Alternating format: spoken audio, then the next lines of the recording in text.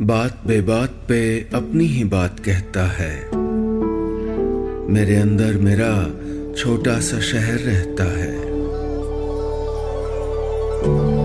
दोस्तों, मेरा नाम है नीलेश मिश्रा। कहानियां सुनाता हूं। दोस्तों, मैं आपको सुनाने जा रहा हूं अपनी मंडली के सदस्य किंशुक कौशिक की लिखी कहानी शिमला की बारिश। हमें खेद है कि खराब मौसम के चलते शिमला से दिल्ली जाने वाली उड़ान रद्द कर दी गई है। कृपया हमारी एयरलाइन के काउंटर पर संपर्क करें।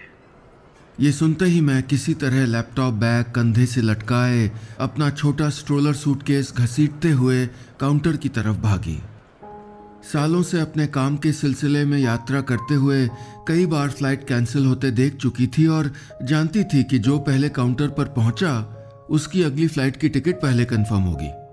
तेज भागने के बावजूद एक 20-21 साल की लड़की मुझसे पहले पहुंच गई थी। आखिर उसने स्पोर्ट शूज जो पहने हुए थे, मेरे चमड़े के फॉर्मल हाई हील सैंडल दिन भर की मीटिंग्स के लिए तो ठीक थे, लेकिन वो हवाई अड्डे की भागम भाग के लिए नहीं बने थे। मेरी सूजती हुई पैरों की उंगलियां इस बात की गवाह थीं।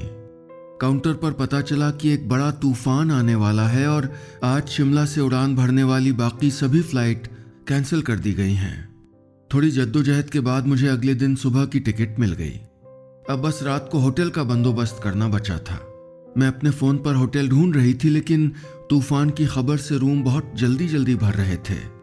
अचानक एक पुरानी लेकिन जानी पहचानी आवाज में मुझे अपना नाम सुनाई पड़ा। अरे निमी विश्वास, व्हाट अ सरप्राइज। मैंने फोन से नजर उठाकर देखा तो सामने रोहित खड़ा था। मेरी तरह उसने भी कंधे पर बैग टांगा था और दूसरे हाथ में स्ट्रोलर सूटकेस था। रोहित मेरे कॉलेज के दिनों का सबसे प्यारा और करीबी दोस्त। लेकिन जब से कॉलेज खत्म हुआ था, रोहित का कोई अता पता नहीं था। नहीं कोई फोन नंबर, नहीं कोई ईमेल या सोशल मीडिया पर कनेक्शन। और ऐसे परेशानी के वक्त कोई पहचाना चेहरा मेरे सामने होगा, और वो भी रोहित का, ऐसा मैं कभी सोच भी नहीं सकती थी। पहचाना नहीं, मैं रोहित। रोहित ने फिर हाथ मिलाते हुए कहा। हाँ रोहित, कैसे हो? मैंने थोड़ा झिझकते हुए पूछा। बिल्कुल बढ़िया। तुम मेरे शहर में कैसे? रोहित ने बोलते बोलते हाथ बढ़ाया। वैसे तो कॉलेज की छुट्टियों के बाद हम खुशी खुशी गले मिलते थे, लेकिन इतने साल बाद बस हाथ मिलाना ही ठीक लगा। यहाँ का टूरिज्म बोर्ड हमारा क्लाइंट है। उसी सिलसिले में इस हफ्ते मीटिंग थी, लेकिन अब वापस जाने की फ़्लाइट कैंसिल हो गई है। हाँ, मेरी फ़्लाइट में बहुत टर्बुलेंस था। गनीमत है कि सही सलामत ज़मीन पे उतर आए। मेरा ध्यान वापस अपने फ़ोन पर होटल बुकिंग में जाने लगा। रोहित बस 1 मिनट कहकर मैंने वापस फ़ोन पर नज़र गड़ा ली। कोई नहीं, इट्स ओके। रूम जल्दी भर रहे थे। तुम शिमला में रहते हो? मैंने फ़ोन देखते हुए ही पूछा। हाँ, कुछ साल पहले ही शिफ्ट हुआ हूँ, पर दिल्ली आना जाना लगा रहता है, रोहित ने जवाब दिया। तभी फ़ोन पर नोटिफिकेशन आया कि जो कमरा मैं बुक कर रही थी वो अब खाली नहीं रहा। अब बाकी किसी होटल में और कोई कमरा नहीं बचा था। रोहित ने जैसे मेरी परेशानी बिना कहे समझ ली थी। तुम्हारी फ़्लाइट कैंसिल हो गई ना?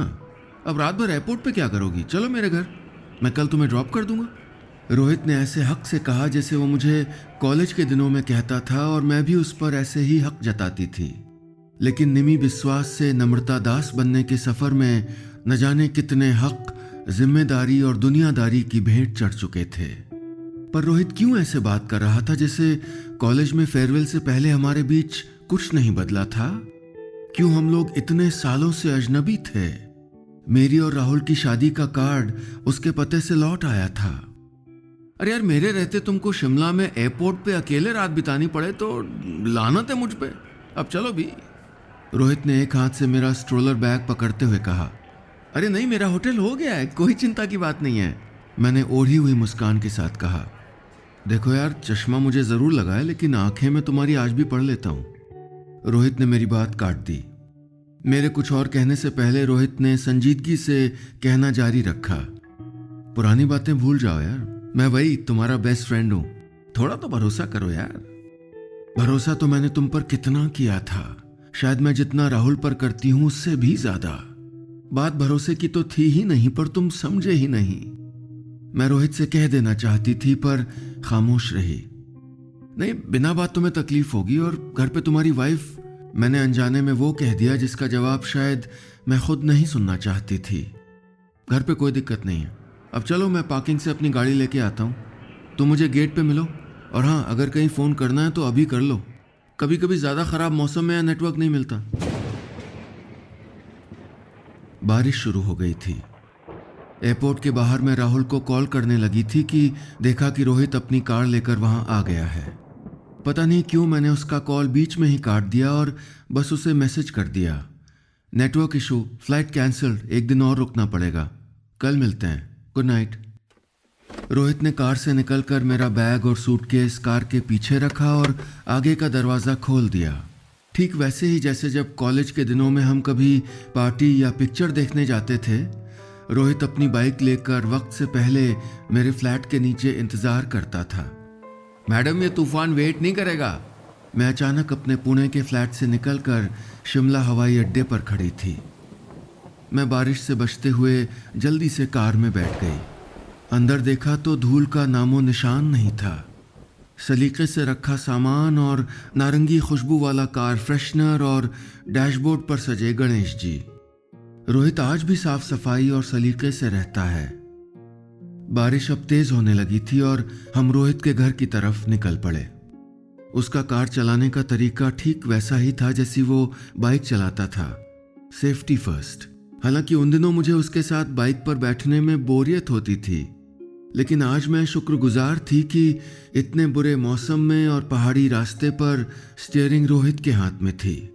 तभी राहुल का मैसेज आया, okay take care, good night. तुम्हें अभी भी पहाड़ी रास्तों पर मितली आती है?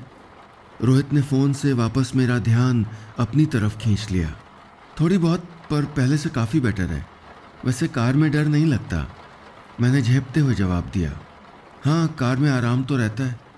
ज़रूरत हो तो यहाँ डैशबोर्ड में पेपरमिंट की गोली भी रखी है, कहकर रोहित कुछ टटोलने लगा। तुम रोड पे ध्यान दो, वैसे भी बारिश में रास्ता नहीं दिख रहा। मैंने रोहित को चेताया और वो वापस ध्यान से ड्राइव करने लगा। बाहर कार पर पड़ती मूसलाधार बारिश का शोर था और हम दोनों के बीच अब फिर से खामोशी थी। पक्का ना मेरे आने से तुम्हारे घर पे कोई दिक्कत नहीं होगी? मुझे इस चुप्पी से कोफ्त होने लगी थी। अरे बिल्कुल नहीं, मेरे यहाँ तुम्हारे लिए कोई भी दिक्कत नहीं हो सकती भाई। अब रोहित की आवाज़ में पुराने दिनों वाले रोहित की खनक सुनाई दे रही थी। ये तुम्हारा चिड़िया का घोंसला कहाँ गायब हो गया? सारी चिड़िया फुर्र हो गई? रोहित ने मेरे बालों की तरफ देखते हुए शरारत से पूछा। हाँ, बाल स्ट्रेट करा लिए, प्रोफेशनल लुक। कहते कहते अनजाने में मेरा हाथ मेरे बालों में चला गया। क्या बात है, वैसे क्या प्रोफेशन है तुम्हारा? रोहित ने बात आगे बढ़ाई। एडवर्टाइजिंग में काम करती हूँ, क्रिएटिव डायरेक्टर। मैंने थोड़ा हिचकिचाते हुए कहा। तुम बताओ? मैं भी जानना चाहती थी कि हमारे बैच का मैथ्स जीनियस अब क्या कर रहा है। मेरा ट्रैवल एजेंसी का काम है, पापा ने शुरू की थी और कुछ साल पहले मुझे सौंप दी डुबाने के लिए। अच्छा, तभी ऐसे मौसम में तुम इतने आराम से ड्राइव कर पा रहे हो? मैंने कहा। हाँ, सेफ ड्राइविंग की आदत तो मुझको शुरू से ही है। अच्छा, तुम कहीं बोर तो नहीं हो रही हो? लग रहा था कि वही कॉलेज वाला रोहित मुझसे पहले जैसे मजाक कर रहा है।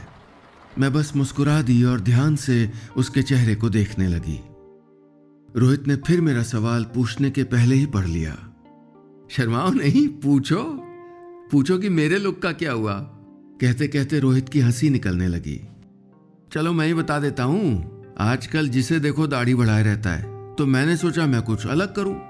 तो बस एक दिन सब सफा चट कर दिया। कॉलेज भी तो खत्म हो गया ना। हंसी में न जाने क्यों रोहित ये चुपती बात कह गया। घर पर गेस्ट का इंतजाम तो ठीक होगा ना? मैंने बात बदलने की कोशिश की। तुम कब से खुद को मेरी गेस्ट समझने लगी? ये सूट बूट पहन के बड़ी दुनियादारी आ गई है। रोहित ने तपाक से कहा। अरे मतलब घर पे गर्मा गर्म खाना पीना मिलेगा कि नहीं भाई? मैंने भी आखिर थोड़ी बेतकल्लुफी दिखाई। वो तो बनाना पड़ेगा, मैं अकेला रहता हूँ ना।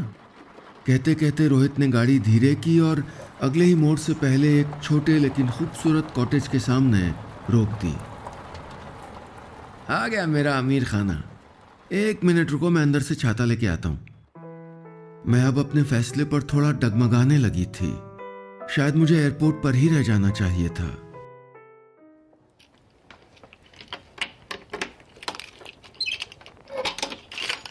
किसी तरह बारिश से बचते हुए हम लोग रोहित के घर में दाखिल हुए। घुसते ही बगल में शू रैक था जिस पर रोहित के जूते रखे थे और उसके बगल में छाते का स्टैंड। मैंने अपने सैंडल उतार कर वहीं रख दिए। फर्श ठंडा था पर मेरे पाँव की उंगलियों को बड़ा आराम मिला।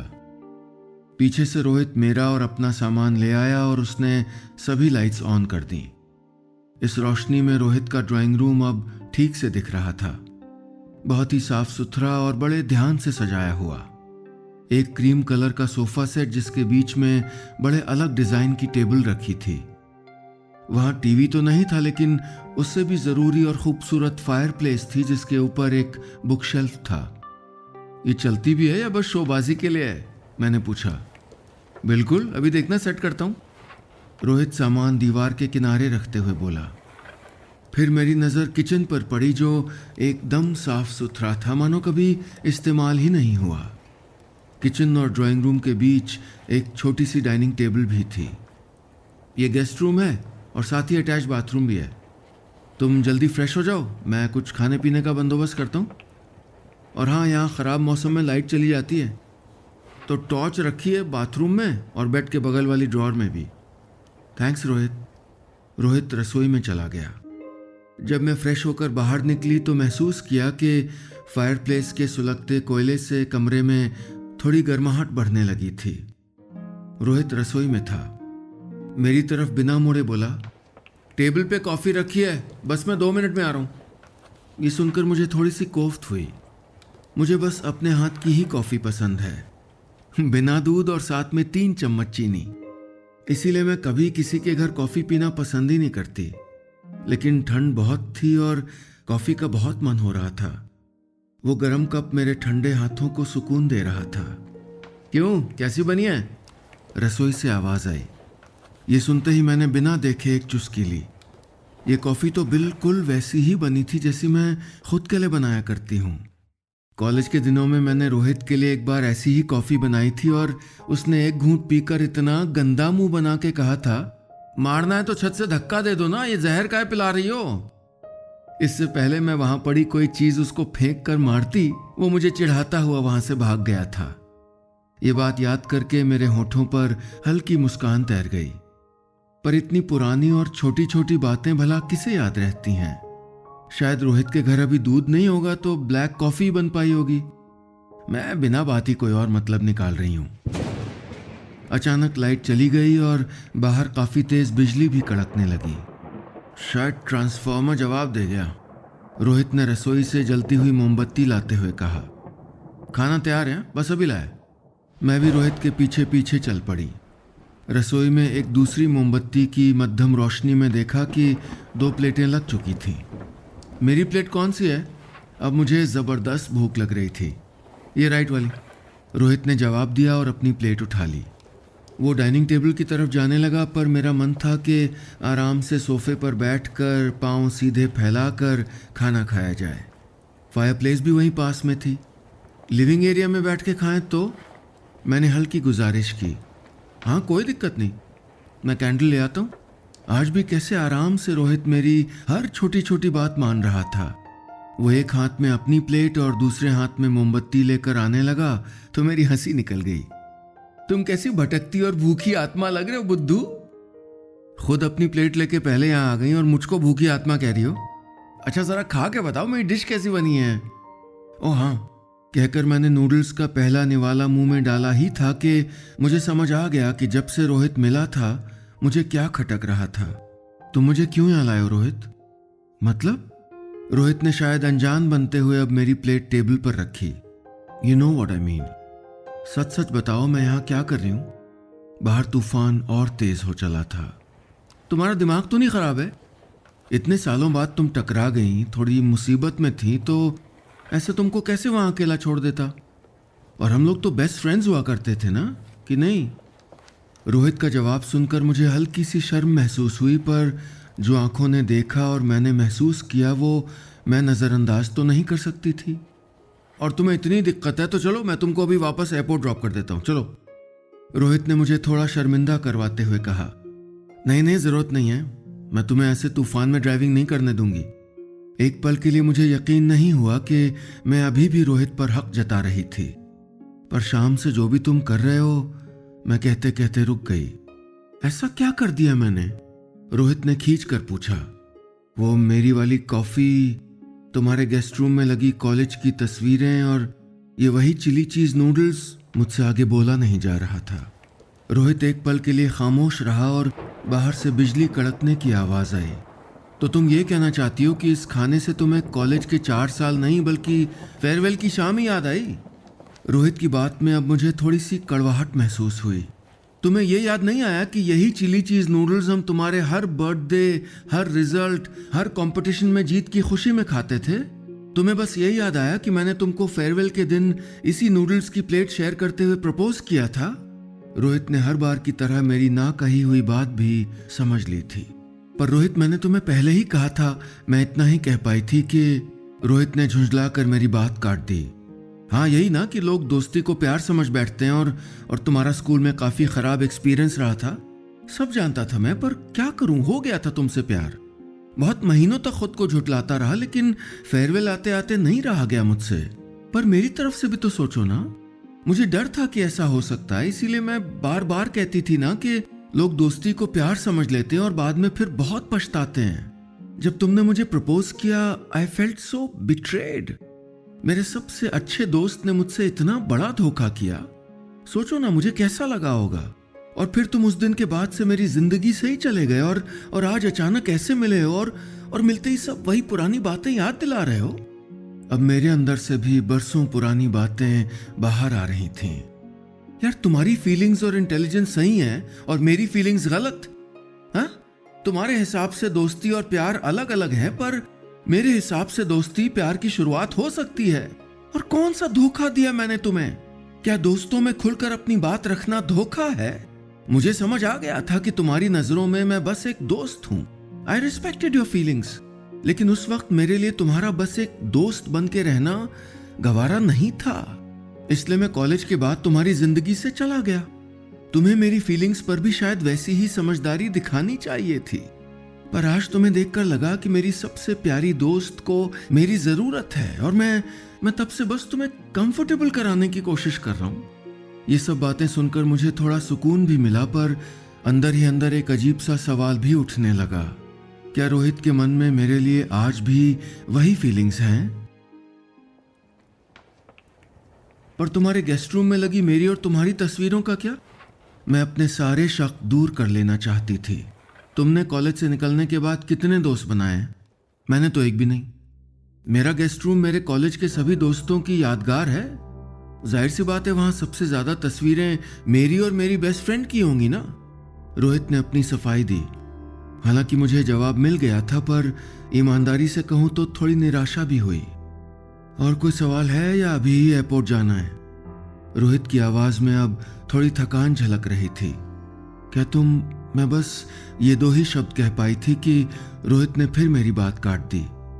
हाँ, मैं आज भी अपने कॉलेज के दिनों को अपनी जिंदगी के सबसे हसीन दिन मानता हूँ। और जिसके साथ वो दिन इतने खुशी भरे थे, मुझे उसकी उल्टी सीधी, सयानी, बचकानी सारी बातें याद हैं। हाँ, और वो जहरीली कॉफी भी। कहते कहते रोहित के चेहरे पर थकान और तनाव की जगह एक सुकून भरी मुस्कान ने ले ली थी।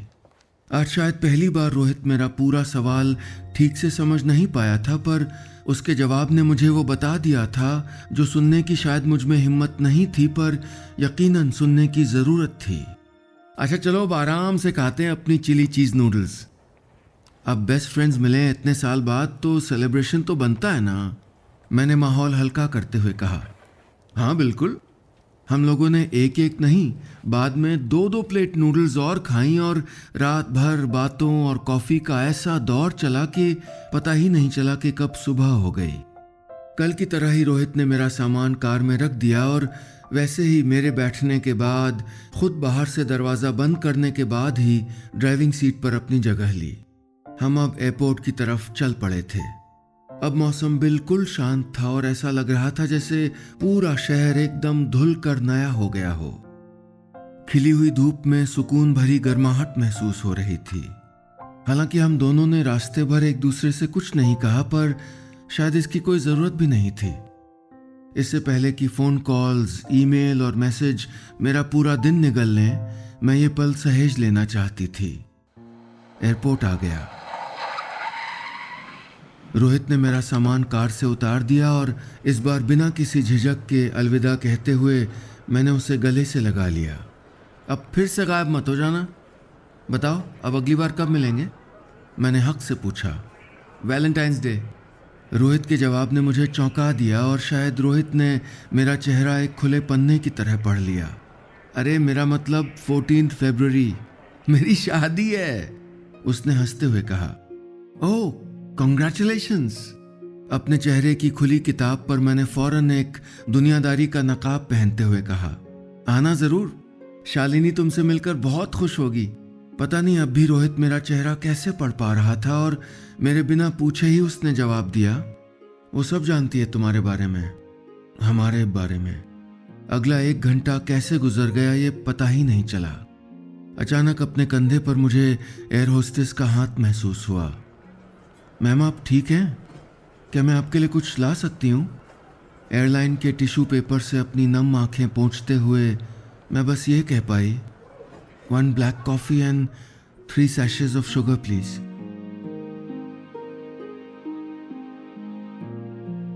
बस इतनी सी थी ये कहानी।